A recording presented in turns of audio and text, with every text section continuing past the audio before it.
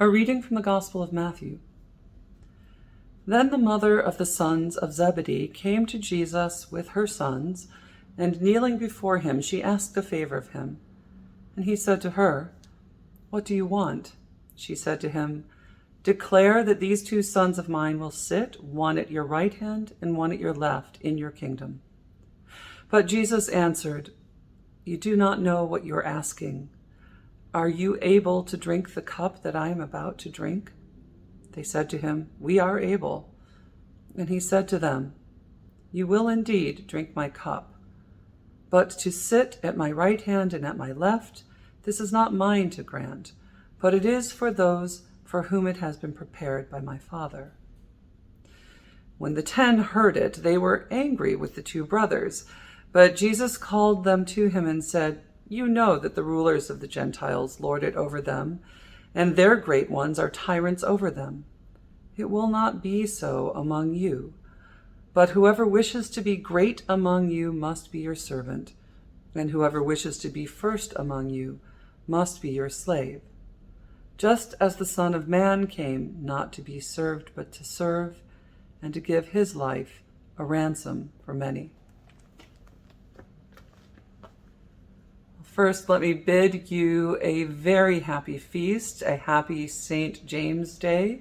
Today is the day in the church calendar where we acknowledge and honor the life of James the Apostle, who in fact is the apostle, the saint for whom our St. James Cathedral, in whose name we have been dedicated. And so we pay special attention and have special thanksgiving for him and his day today. And this selection from the Gospel of Matthew that is appointed for the day is the story. We have more than one version of it. In today's story, we have James, our James, and his brother John, the sons of Zebedee, the sons of thunder, who are in Jesus' inner circle, are with him at the Transfiguration, tend to be around for those important moments. And here we have their mother coming before Jesus to advocate for them. And in this version, we have their mother. In the other version, another version of another gospel, we have the brothers coming forward on their own behalf and saying, "Hey, we want to be your right and left hand." So we kind of can get down this road of whether they had a helicopter mom or whether she's just cover for their own ambition. But what we know is that these brothers, James and John, kind of had the nerve to come to Jesus and say, "We know we're all special, but some of us are a little bit more special than others."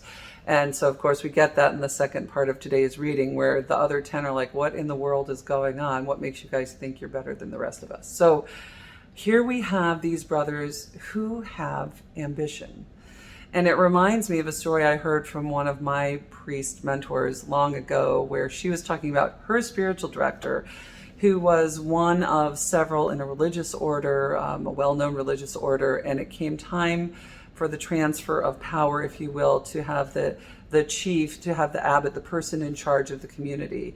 And her spiritual director was up for that position, and he said, he was talking to his spiritual director about, "I can't be the head of this. I can't be the person in charge because I can't be the head of the order because I want it. I have ambition, and that should disqualify me." And this person's spiritual director said to him, "What makes you think God can't use your ambition? Whoever told you that God can't use your ambition?"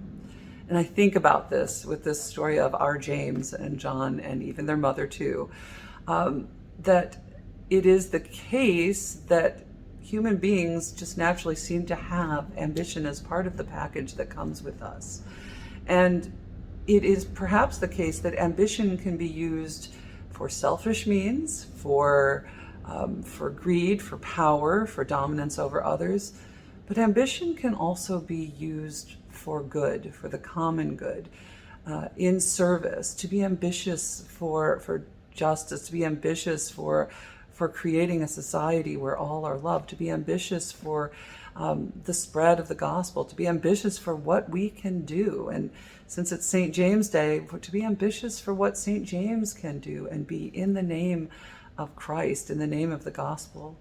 And so I want to hold up our wonderful James and his ambition, whether it's kind of cloaked in his mom's ambition or whether it's his own and he claims it.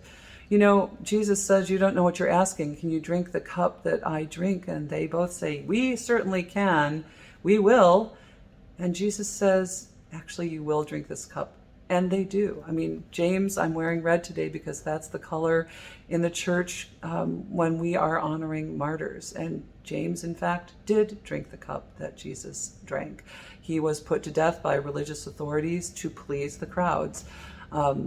Herod, a different Herod than the one dealing with Jesus, saw that he could be popular if he would make a statement against this growing movement centered around Jesus that became Christianity. And so let us go forward in this day giving thanks for James and giving thanks for his ambition and that of his family members.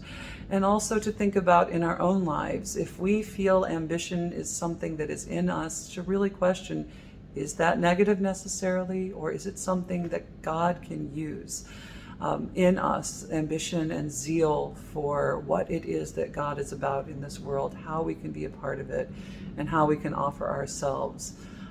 Jesus might say to us, you don't know what you're asking, and that's probably true, but I think nonetheless, for those of us who feel inspired to seek after more in the name of Christ, may God bless that ambition and use it in the bringing about of God's kingdom more fully. May God be with you on this beautiful day, and may God bless you and keep you this day and always. Amen.